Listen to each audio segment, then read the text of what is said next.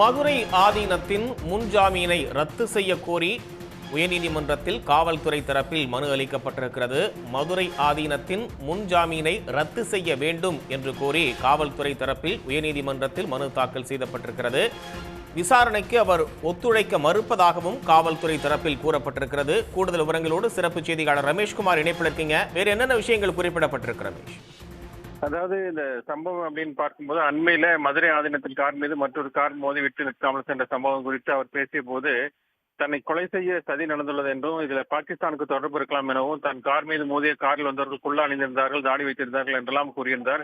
இது சமூக வலைதளங்கள்ல ஒரு வைரலாக பரவியது. இந்த நிலையில தான் இவரது பேச்சு இரு மதத்தினருக்கிடையே குழப்பத்தையும் மோதலை உருவாக்கும் வகையில் இருப்பதாக கூறி சென்னை சேர்ந்த வழக்கறிஞர் ராஜேந்திரன் என்பவர் சைபர் கிரைம் போலீஸ்ல புகார் கொடுத்திருந்தார். அதன் அடிப்படையில் தான் அவர் மீது 4 பிரிவின் கீழ் வழக்கு பதிவு செய்யப்பட்டது.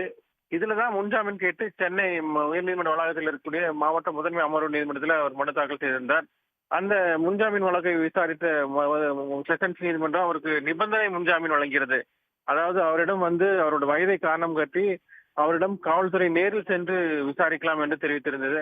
அதன் அடிப்படையில் தான் கடந்த 20ஆம் தேதி சம்பந்தப்பட்ட விசாரணை அதிகாரி அவருடைய மடத்துக்கே சென்று தனது விசாரணையை தொடங்கினார். ஆனால் மதுரை ஆதீன மடத்துக்கு சென்ற அவருக்கு அங்கு யாரும் ஒத்துழைப்பு வழங்கவில்லை. குறிப்பா ஆதீனத்தினுடைய ஆதரவாளர்கள் யாரும் விசாரணைக்கு ஒத்துழைக்கவில்லை.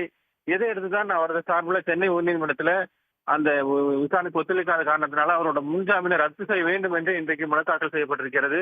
இந்த மனு இன்றைக்கு நீதிபதி நிர்மல்குமார் முன்பு விசாரணைக்கு வர இருக்கிறது. அப்போது விசாரணைக்கு ஒத்துழைக்காத காரணத்தினால் அவர் காவல்துறை கஸ்டடியில் எடுத்து விசாரிக்க வேண்டும் என்பதற்காக அவரை முன்ஜாமீன் ரத்து செய்ய வேண்டும் என்று காவல்துறையில வாதம் என்பது முன்வைக்கப்பட இருக்கிறது.